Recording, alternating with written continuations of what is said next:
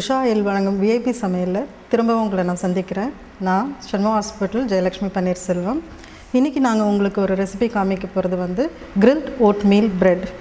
அதுக்கு தேவையான பொருட்கள் bread, 6 grains bread or any bread slices, அப்புறம் soft onions, coriander, chilli, rosemary கொஞ்சம், hot milk, sugar, salt, Quakers oat or any oats.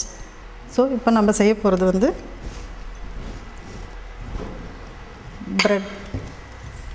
First நம்ம ஓட்ஸை போட்டுக்கணும். ஒரு பவுலில் ஹாட் மில்க் போர் பண்ணணும்.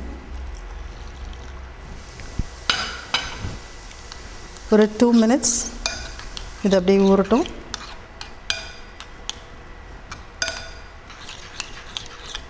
திரும்ப அதில் சர்க்கரை,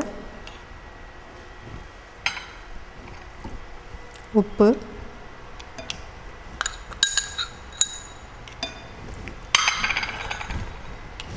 வெங்காயம், இந்த ரோஸ்மெரி ஹெர்ப்ஸ்,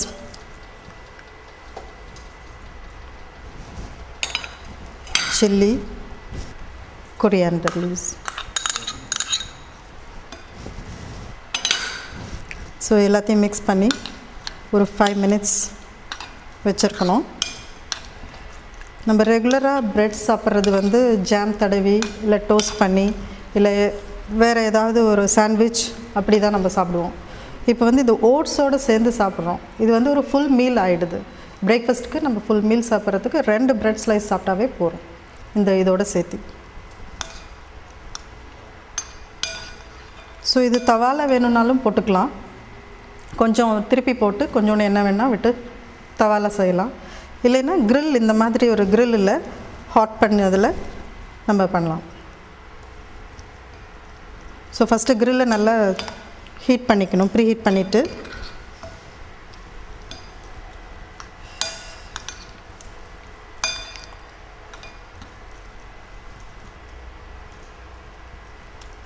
ஓட்ஸ் நல்லா ஊறி நல்லா ஒரு பேஸ்ட் மாதிரி வந்துடும்.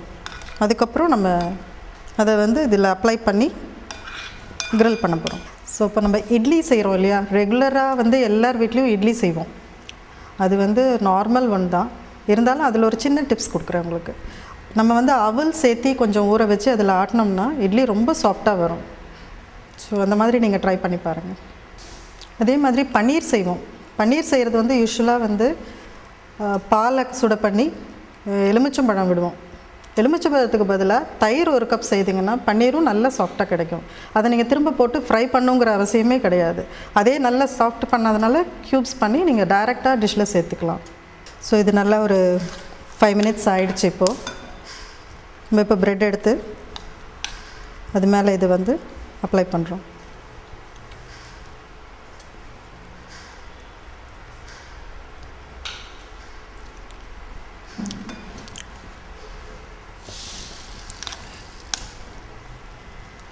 both the sides apply பண்ணுறோம்.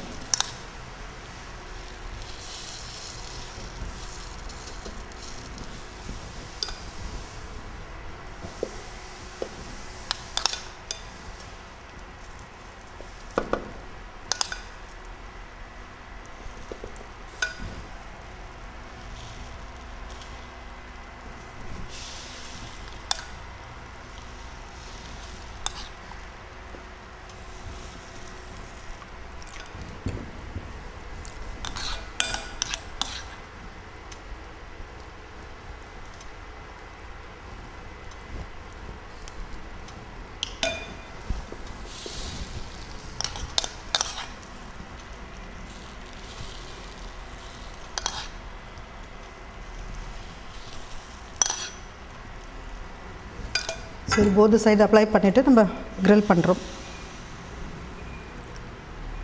க்ரில் பண்ணி ஒரு 5 minutes வச்சுருந்துட்டு நம்ம எடுத்துக்கலாம்.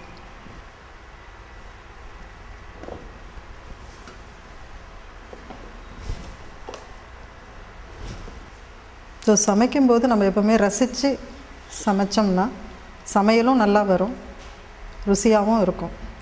ருசி பார்த்து சமைக்கணும்னு சொல்லுவாங்க யூஸ்வலாக பெரியவங்க. நம்ம அதுக்கு தகுந்த மாதிரி நம்ம செய்துக்கணும்.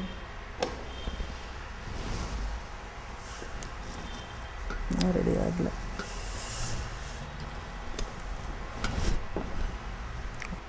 அப்புறம் நம்ம இப்போ மோர் குழம்பெல்லாம் செய்வோம் இல்லையா வீட்டில், அப்போ வந்து கூட கொஞ்சம் ஓமம் சேர்த்தனோம்னா ரொம்ப நல்ல மணமாகவும் இருக்கும், ருசியாகவும் இருக்கும்.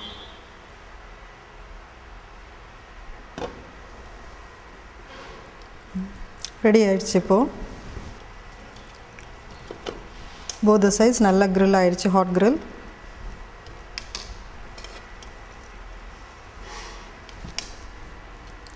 below oatmeal grill bread is ready. இது யூஷுவலாக வந்து பெரியவங்களுக்கு ரொம்ப நல்லது. இது வந்து ஓட்ஸ் இருக்குது, ப்ரெட் இருக்குது. இது ஆக்சுவலாக 6 grain breadsன்னு இப்போ மார்க்கெட்டில் இருக்குது. நம்ம வந்து அதை யூஸ் பண்ணிக்கலாம். இது வந்து வயசானவங்களுக்கு ரொம்ப நல்ல டிஷ் ஒன்று, இது பிரேக்ஃபாஸ்ட் இது. ஸோ இது வந்து நீங்கள் ட்ரை பண்ணி பாருங்கள்.